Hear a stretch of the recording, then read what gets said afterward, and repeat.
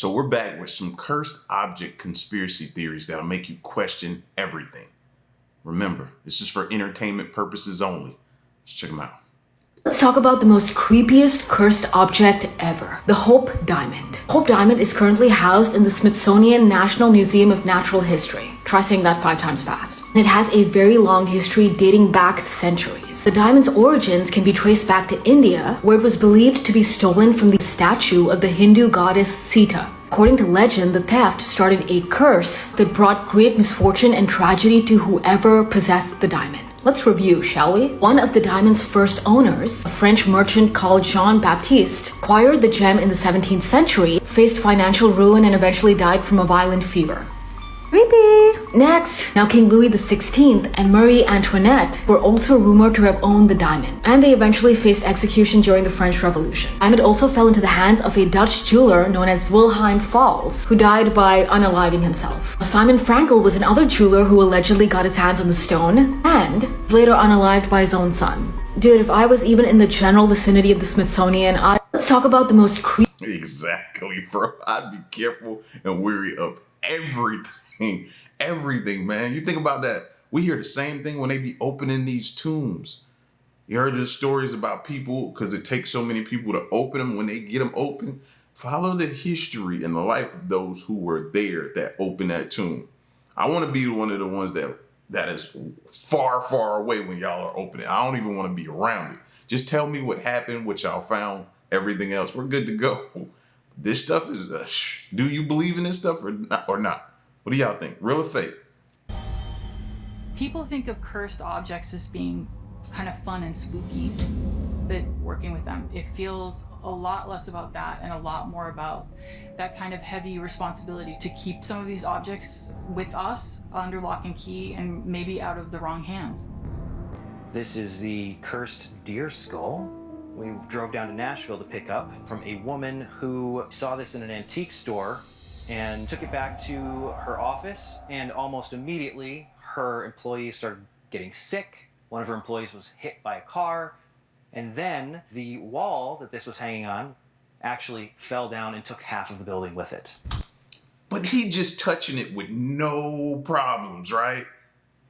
This thing has been rumored or to have done such and such to people, to which we keep hearing sicknesses as one of the side effects of having cursed objects in your possession, right? Well, he just nonchalantly walks over there, grabs it, and is stroking it like it's a pet.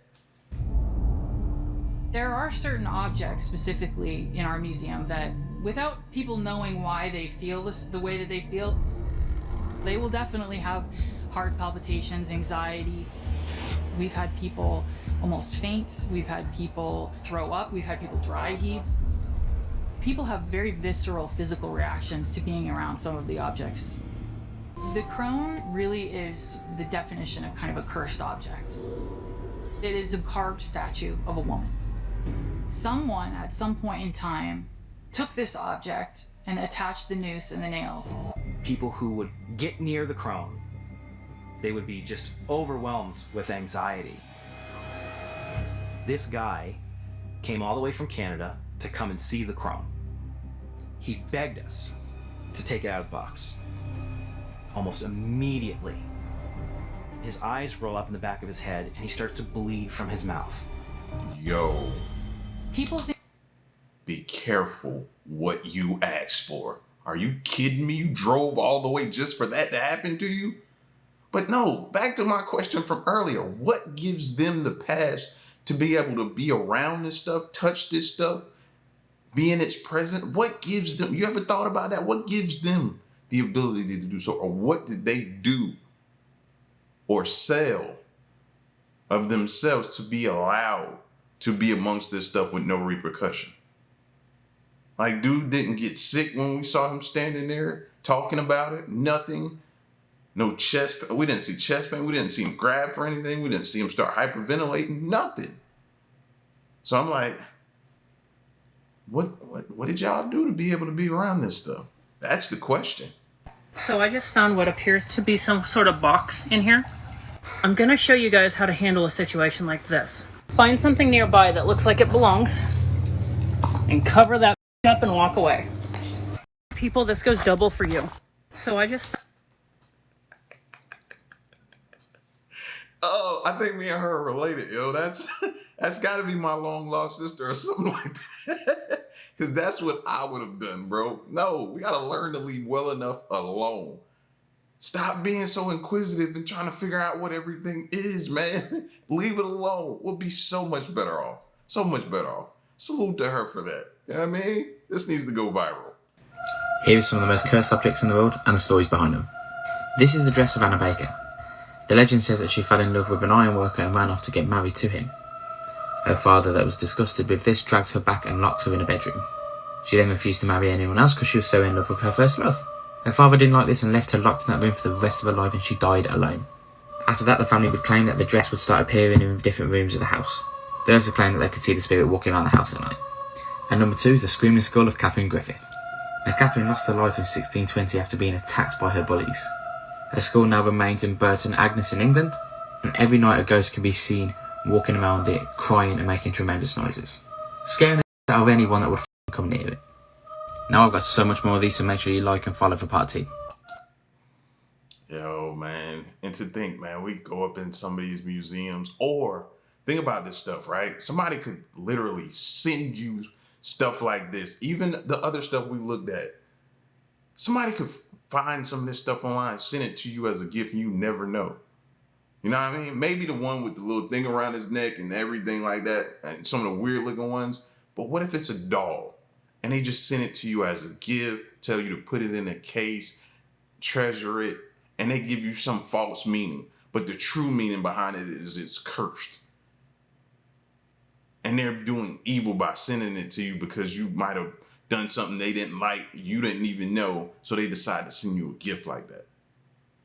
Do your research on stuff that you receive from now on. For this point forward, anything you receive, do your research on it, man. And make sure ain't nobody sending you nothing crazy. Heard of the Uncle Clunk incident? In 1983, Showbiz Pizza introduced an animatronic named Uncle Clunk, who was considered advanced for the time in terms of movement and intelligence. As he was being added to more and more locations, complaints arose about his behavior. Apparently during shows, he was staring at audience members for prolonged periods of time. In some instances, when there was no show playing, he would look at nearby children and say random numbers. The mechanics were never able to figure out what was wrong. Eventually, Showbiz had enough, and all the Clunks were recalled, except for 2. One that was forgotten in a storage closet in Maine, and one at my local Showbiz in the arcade. This place wasn't informed about the recall. That summer, my friends and I were in the arcade playing, when one of my friends began to hear a voice in the dark blabbering numbers. He stopped his game to approach the corner. We all followed him and found the Clunk bot behind the corner saying 7 16 83 7 16 83 7. That sounds like a date. Today's date. 37. We ran out and we told the manager. He told us to wait outside, he turned on his flashlight and he went in. After 30 seconds, he came back and he told us to find our parents and go home. We asked about our missing friend and he said, "Who?" That was the last time that we ever heard from him. The very next day, the location closed down for good. Not just that, but our friend's parents also moved that same day. We never found out what happened to our friend, or to the location, or to Uncle Clunk. If this is real, that is a crazy story. Are you serious? See, this is one of the reasons why if you ever take a kid to like Chuck E. Cheese or whatever the kids' places is, and they have the characters in there, and you walk the kid up to them and they just start screaming and crying and stuff like that. I never would force a kid to go be amongst it. You know what I mean? I never would. Something that kid picked up on is what I would think in my mind. Maybe he picked up on something that's not right. Let me not force him. You know what I mean? He'll come around if he wants to eventually, and then it'll be on his terms. But if he doesn't, then maybe he picked up on something that I didn't see or I didn't feel. You know what I mean? Sometimes your kid knows, bro, and you don't. So you got to pay attention to the signs. And I often would think about that at places, some of these places, man, that have these strange looking characters that just seem to stare off, and the mechanical ones, the ones that walk around with people inside, the characters the people that dress up in the character uniforms, that's a whole nother story for another day. But the mechanical ones, if the kid starts crying and different things like that, don't force them, man. Pay attention. You might see something like this or be around something like that. This is one of the most cursed objects in the entire world. This is Busby's stoop chair, and it belonged to convicted murderer Thomas Busby. Thomas Busby was a man who lived in the late 1600s in North Yorkshire, and local legends say that this was his favorite chair. Before he was executed by hanging in 1702, he went to his favorite local pub to have his last meal in his favorite chair. When he finished his meal, he stood up and proclaimed, "May sudden death come to anyone who sits in my chair." After his death, it's said that 50 to 70 people have died after sitting in his chair. What? One of the most recent stories was in the 1970s when two airmen dared each other to sit in the chair. One of the men sat in the chair for only 1 second, and on their way back to the field, they died in a traffic accident. The chair was taken to a museum and hung up high on the wall so no one else could sit on it and get attacked by the 300-year-old curse of the death chair. This is... Now, I know you're thinking like me, why don't we demo it? Why don't we destroy it? Why don't we... I think that all the time. But then my mind it says something to me like, well, what if you destroy it and things get worse? Or what if you destroy it and, you know what I mean, something happens to you for destroying it? Like, you got to be careful with some of these cursed items. I think there's a proper way to dispose of some things, but who knows how to do that? Who do you find to talk to about how to do that? Now, they put it up high. I don't think that's the answer either, because it's still accessible. Like, that thing should be encased in something, padlocked, and buried to the depths with notes all throughout it saying, don't sit in this chair if found, something like that. It should be buried to where no one can reach it. Stuff like that. I don't know, man, but that's scary. Be careful buying items like this. So you may think, oh, it's just art, right? No. What you may call art or just a carving houses an entity on the inside of it. See, in these stores where things are used, there are items that travel from all around the globe just to get to you and to get inside of your house. And you're wondering why you have problems. A lot of times things like this, you'll find them in shrines. I'm telling you, there's some shrines you'll find in Nigeria or Zimbabwe, where if you go in there and you start knocking these things over, you'll be dead within a week. See, a lot of times you can buy one of those and it'll say just African wood carving, and you're not knowing it came from Okija shrine, right? I'm just making giving an example, right? And it's bringing darkness into your home. A lot of us, right, especially here in America, we grew up with our grandparents. I know on the American side of my family, my father's side, like my grandmother and a lot of people would have like decorate their homes with these type of things, right? But not knowing really where it came from. Yep. See, there are times you can go to different countries, right?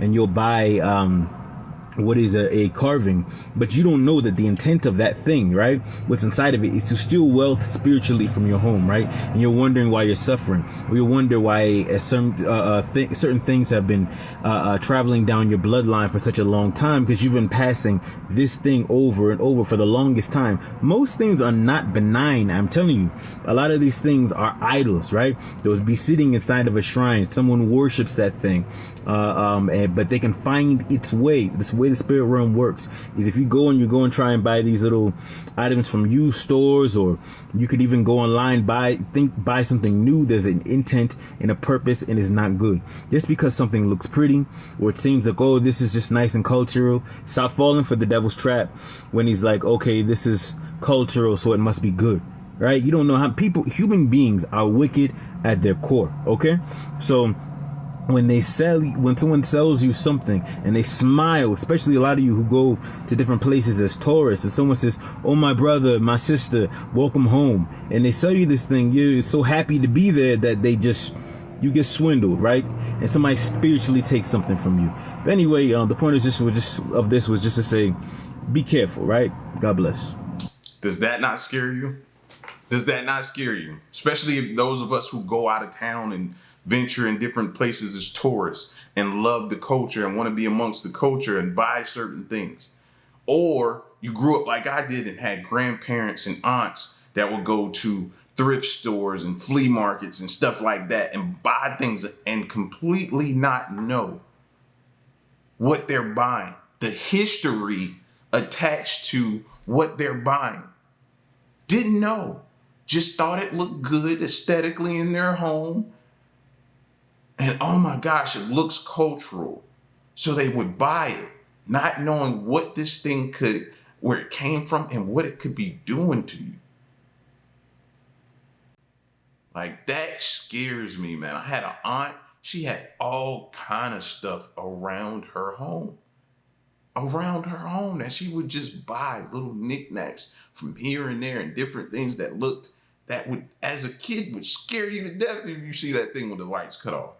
Never want to stay over their house. Never want to be there. Certain things just give you the creeps. Yeah. Like, to hear him echo that same thing, bro, it just gives a little bit more confirmation to that type of stuff, man. Trust me. Most of us know people who've done that, or maybe yourself, man, and you might be going through something. Check that thing, man. Do the research and make sure that's not what's causing some of the issues that you're going through. Here's some of the scariest cursed objects that actually exist. Part 7. Originally supposed to be a wine cabinet, the Dybbuk box is now the home of a deadly curse. In 2001, a man bought this box from eBay and immediately started experiencing horrifying nightmares. He eventually gave it to his mom as a gift, and she had a stroke the same day she received it. The box's origins were traced back to a Holocaust survivor. It's believed that this box is possessed by a Dybbuk, a malicious demon of Jewish mythology that takes over people's bodies and uses them for evil. The box was finally put in possession of Zach Bagan, a paranormal investigator, where it now resides in his haunted museum.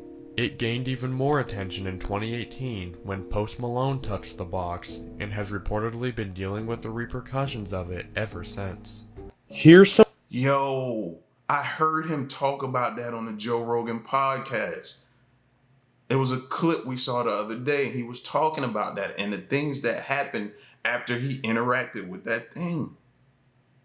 Everything that follows was bad in his life. He was talking to Joe Rogan about that. But even that, though, man, even like Buddy was saying before, you know what I mean? This stuff, people do certain things, they're rotten to the core. This dude actually gave this to his mom. Are you kidding me? Rotten to the... People are evil. Evil. You thinking they're doing a kind thing by sending you a gift. But that gift has ill intentions, fam. Somebody would send that to their own mom. That's just wrong, bro. It's hard to believe that it's people out there like that, but there are. The World's Most Cursed Items, Part 8. Now this one seriously creeps me out, like I hate the look of this thing. This is the Swansea Devil statue located in Wales. This creepy thing has quite the story, beginning at the end of the 19th century. It all starts when they decided to rebuild the Swansea St. Mary's Church. The design was up for grabs, and one architect, Sir Arthur Blomfield, won the contract. The rebuild was complete in 1896 and it won almost universal acclaim. But one architect from the city felt overlooked and he was seeking revenge. He actually bought the properties next to the church and turned them into offices. Atop one of his buildings, he placed the Swansea Devil statue staring right at the church. To the locals, he became known as Old Nick. The architect then proclaimed these words: "My devil will be able to leer and laugh, for at some future time he will see St. Mary's Church burn to the ground." And that is exactly what happened. During World War II, there was a bombing campaign and it destroyed St. Mary's Church. Amazingly though, the Swansea Devil and the building he was fixated on was untouched. He actually remained there until 1962 when the offices were demolished. It then seemingly vanished without a trace until the 1980s when it was found in an antique dealer's garage. As of 2019, he is now at the Swansea Museum. Whether the legend is true or not, the curators at the museum made sure to position him so he still faces the same church. The World's Most Cursed... See, and that looks like one of them things that if you look in his eyes, like you're immediately supposed to apologize to it. You know what I mean? Listen, I'm glad it was looking a different way. Again, more people rotten to the core would do something like that over them feeling like they were snubbed for something. That would literally just think of something so satanic, so sadistic and just do that and turn that and face that and then pledge for this to happen to. Telling you, man, be careful, bro. Be careful. Because what's crazy is when you walk out your front door, you want to know what's funny? You want to know what's crazy? You walk out your front door today, look to the left, look to the right. If you have neighbors and people who live around you, you don't know if somebody's in their home practicing something like this or something with a cursed object. You just don't know. Be careful who you come in contact with, man. Curse of objects. People go put an X on them because if they take a piece of your hair or something that belongs to you, you put an X on you, then that's baloney. The Lord takes care of all this nonsense. But when the spiritist or somebody that's involved with even spirits in some form or other give you anything and you bring it to your home, the spirits have got access to your home openly at all times. The Lord cannot help you. Enough, not a lot more.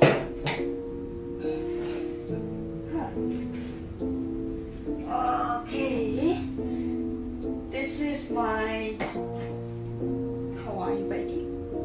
I got her from some old lady after weeks.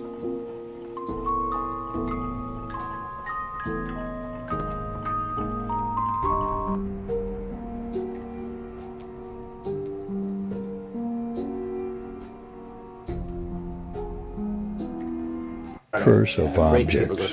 Yeah, I need something that I could say every day to make sure.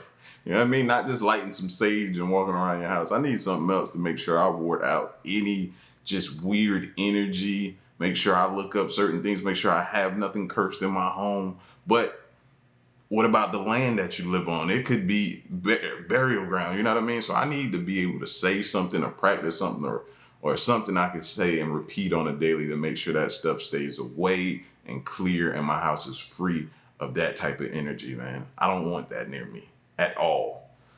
I need to look up something to say. All right, so this is a little in between part 1 and part 2 for my download this morning. What I wanted to touch base on right now with everyone is objects that can be cursed. So if someone gives you money, cash, that could be cursed. So then whatever you spend the money on essentially is cursed. Or if you hold on to it, it's cursed. Someone buys you a t-shirt. You love the t-shirt. You love it. You're wearing it everywhere. It's been cursed. You know, say you're out at the mall with somebody and you see something you really like, and out of nowhere, they're like, let me buy that for you. Let me buy that for you. And just because you don't see them doing the spell work on the item, it's an intention they have. So high-leveled, skilled people who do witchcraft, black magic, they can do it without doing it physically. It's a thought, okay? So when these people purchase something for you or send you a gift in the mail, it could be cursed, okay? It could be cursed. Pay attention to situations like that. More objects that could be cursed are like, and this is where it gets tricky because you can curse anything essentially. If someone bought you a car, you know, if someone buys you, some things you're tied to, you can't get out of. So this is where it gets complicated. This is where you have to seek somebody good at breaking spells. And I know I don't like to do magic, but sometimes an uncrossing or a, you know, some kind of ritual ceremonies are necessary, okay? I believe in God. I believe God handles things, but I'm also impatient. And I also feel like I know when I need to take action, okay? So I don't always take action on things. Sometimes I just laugh it off and wait to see the outcome of it. You know, I'm not scared of things like that. They don't scare me because I know where I am and what position I stand in. And I know that I'm basically untouchable. Not to brag, but you could ask everyone that's tried where it got them because it hasn't worked. And that's pretty much the same for you guys. If you're watching me, if you're listening to me, if you're in my collective daily, we have the same feelings. We're the same pretty much, okay? So we're so divinely protected that it's sickening to these people who want to curse us, do this. It is making them mad, like crazy, not angry, crazy. They feel so powerless, so hopeless, like their whole life is a fraud, okay?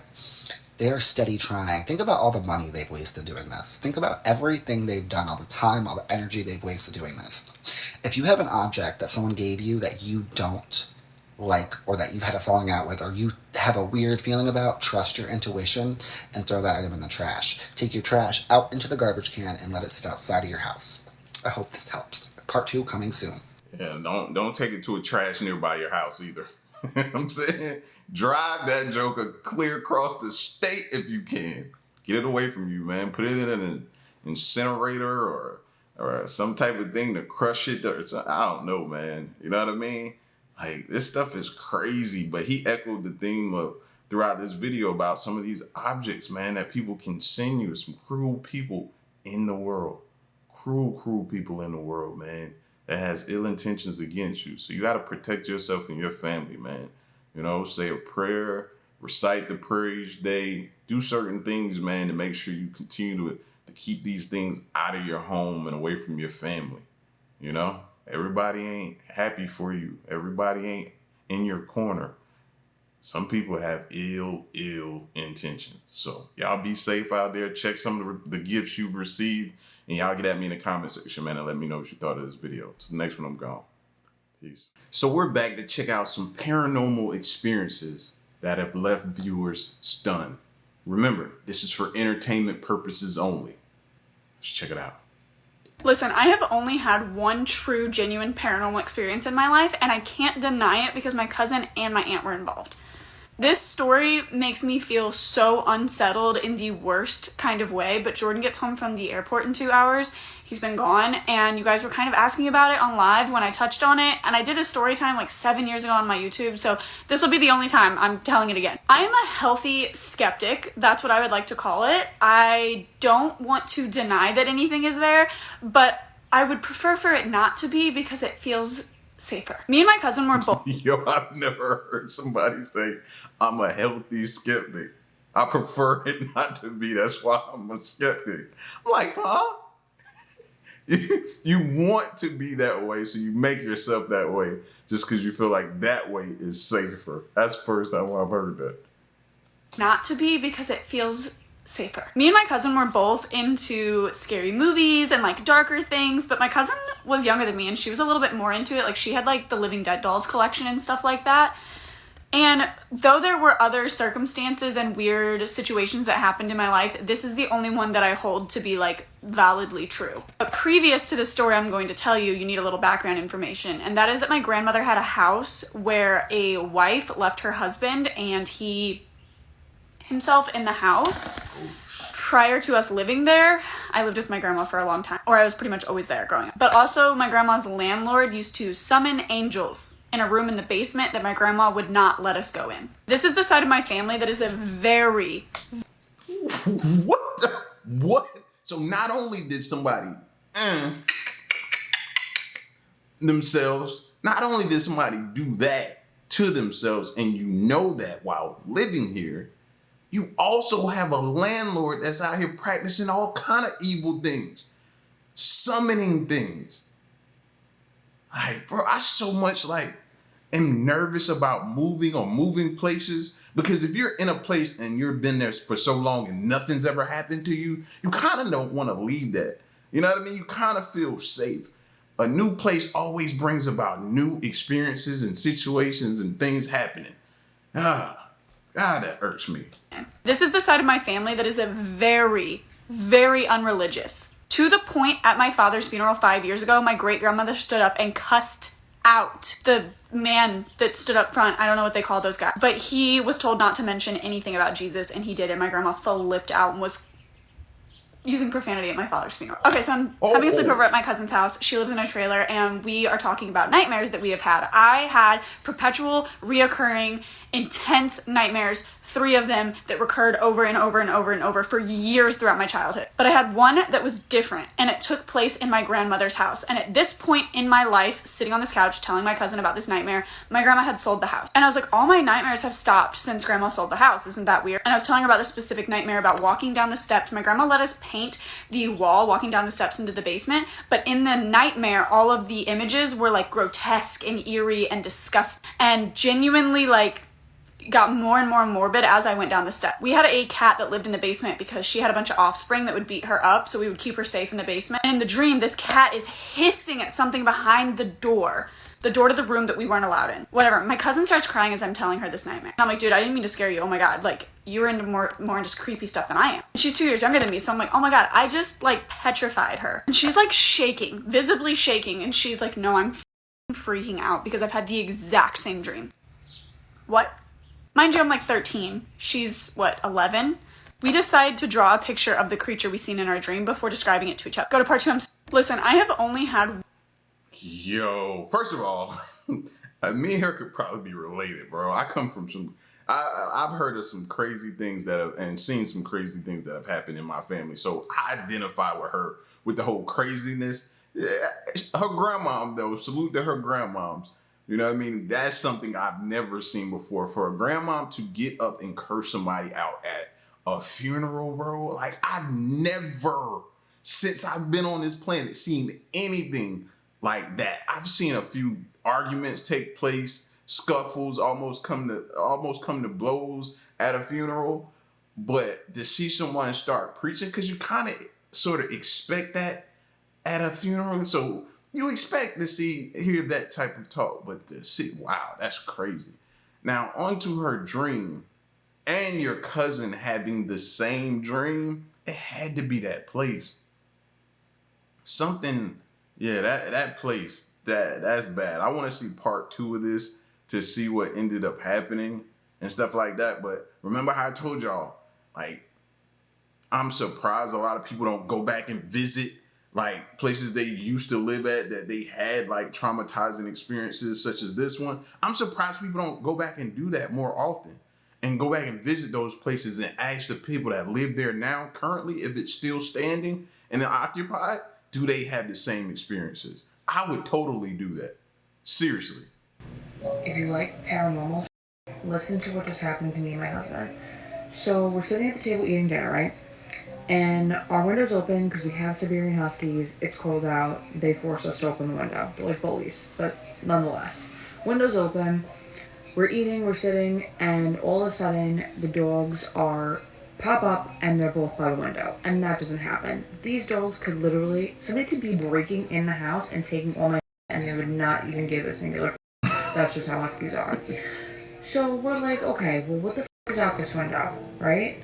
So me and my husband are like kind of just like looking, and I say to the dogs, obviously not thinking I'm gonna get an answer, hey, who do you guys say? And I kid you not, we hear a voice that I've never heard before. It sounded like a child's voice say, it's me. It better not be. I don't want, no. It better not be you. My husband runs downstairs, gets his gun. I start backing away from the window because I'm like, I don't care who it is. Like, no, thank you. He goes outside, scopes out the area. We have a camera, nothing on the camera, nobody in the yard. We have a fenced-in yard. Like, no.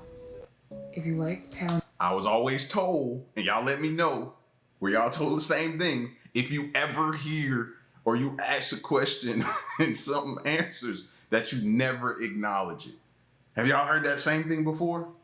Maybe y'all haven't. Maybe it's just me or something. I watch a lot of weird, crazy, as you can tell, my whole YouTube is that. But yeah, I was always told you do not answer it, because if you do, you acknowledge it, bro. You acknowledge everything that comes with it. It's kind of like you're inviting it in. Like, you know what I'm saying? Like, oh my God, hey, if I was her and her husband, I don't blame him for going to get his, you know what? Like, bump that. No, I ain't finna be hearing no voices that's responding to me in my own house. You crazy out your mind. Man, please, bro. We had to leave there that night. Ain't no way. What paranormal experience turning from a skeptic to a... Okay, so... Oh, I don't even know if I want to hear this right now. It's because it's Atlanta, and I know exactly where Grady Hospital is. I've been there before. This might not be good for me to hear, but bump it. Let's do it. Let me psych myself out. Back in 2005, I was 13 at the time. My oldest sister ended up getting very sick. Now, she has sickle cell anemia, so SS type. And so if you're familiar with that, you know that it's the worst type. And so she was always sick, in and out of the hospital. She used to beg my mother not to take her to Grady Hospital, that is downtown Atlanta, Georgia. And so this particular time, she had to have a gallbladder, her spleen removed, she needed a blood transfusion, and something else. And you know, Grady's one of the biggest hospitals for surgery, and so that's... And yes, I know y'all have probably heard tons of horror stories and different things when it comes to there. You know what I mean? I can neither confirm nor deny any of that stuff, but I know people gonna bombard the comments with, I've heard some things about Grady. So have I. You know what I'm saying? So have I. But like I said, I'm a real one, so I'm gonna keep it real with y'all. I can neither confirm nor deny those stories. I've never had any experience, but let's keep going. It's hospitals for surgery, and so that's where they ended up sending her to have the surgery. And so my mother, after the surgery was done, my mother wanted us to go and see her, and so we all ended up going down there. So my sister was good or whatever. We were cool talking, everything was fine. Until my sister kind of like looked off in the corner behind where we were sitting. And so my mother's like, Chantel, what are you looking at?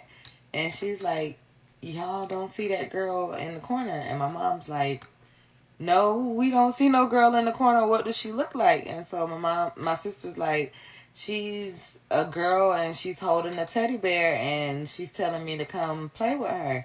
And so, no, nurse. I'd have started screaming, nurse, hit that little button. Hit that button. And you bet not go to that little girl with that bear. You better not. And she's telling me to come play with her. No. And so my mom is like, tell her no. And so my sister looks back at the corner and she tells the girl no or whatever. The next thing you know, my sister jumps back. And so my mom's like, what? My mom jumped up like, what? And she was like, the girl's face turned into like a half burnt face. And so immediately my mom started praying. And so me and my little sister and my other sister looking around like, what's going on? And so while my mom was praying, we all noticed that my sister was pressing the button on the side of her bed, like basically making her bed rise up in the air. And my mom ended up opening her eyes and looking, and that's when we all seen something like maybe a hand or something going up the side of my sister's bed, up under the covers. And she was basically raising her bed so that the hand couldn't touch her. You have to like for part 2. What paranormal? Holy bro, we'd have had a scene in the hospital, fam. We'd have been loud. We'd have been praying. We'd have been throwing holy water everywhere. Are you kidding me right now? Do not. I'd have been in there screaming. They'd have probably removed me from hospital, bro. Don't you go to that little girl. And then when she said the face changed, that confirmed it for me. That confirmed everything. You bet not go to her. That's how I imagine how they try to trick you. You know what I mean?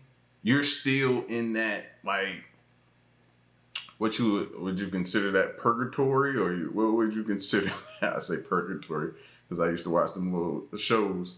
But what is that in between phase? You're there. So it's like they're trying to convince you to keep going. Come with me. Come see, I'm fun.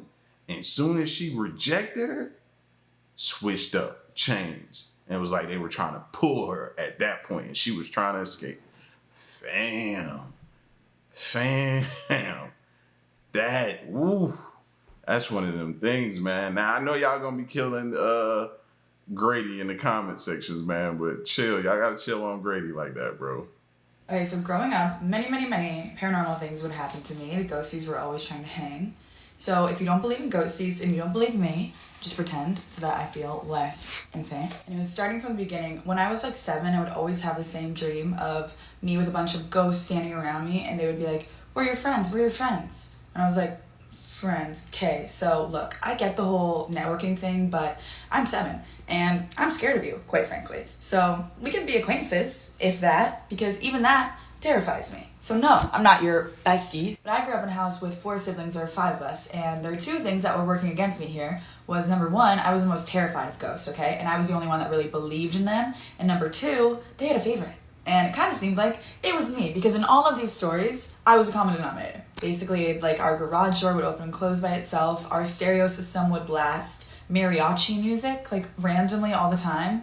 I would complain a lot about it sounded like people were walking around upstairs when no one was there, when I was home alone. No one really believed me until on Christmas Eve one year, me and my older sister, we were home alone. It was really late at night for some reason. We were up on the couch, and we heard a lady crying in our house. And we were like, what is that noise? So we thought it was our cat. And we were like, is Jack okay? Is he like dying? It was like the most disturbing cry. It was like, I can't even like recreate it. We looked at each other and like froze, and we looked down and our cat was sitting next to us on the couch.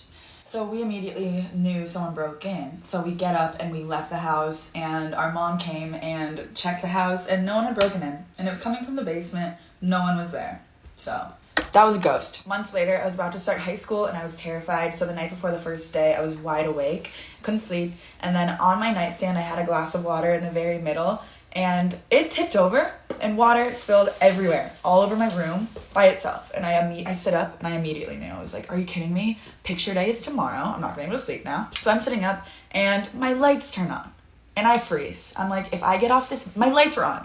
And the water was spilling everywhere. And I'm like, oh my God, if I get up off this bed right now, are they gonna hurt me? So I'm frozen. My body feels paralyzed. I'm terrified. All of a sudden, my ceiling fan starts spinning at the weirdest speed that I don't, it's on a setting that was on the fan. It was like really slow. I don't know. I screamed, I woke everyone up, and I ran into my mom's bed, climbed in there, and I knew she wasn't gonna believe me, but I was shaking. And I was like, Mom, our house is haunted. I'm sick of this. And she was like, I know. And I was like, you know? My little brother switched rooms with me because I was too scared to ever sleep in that one again. And then things got way worse. Okay, so growing up, many paranormal things would happen to me. The ghosties were always trying to... The entire time she's thinking about that, you know what I couldn't stop thinking of, right? A lot of times, right, we send our kids, we allow our kids to have friends, you know what I mean? So they go over people's house. Now that I'm sitting back and thinking, how many times did my kid go to somebody's house who had a lot of paranormal activity going on? Didn't even know, you know what I mean?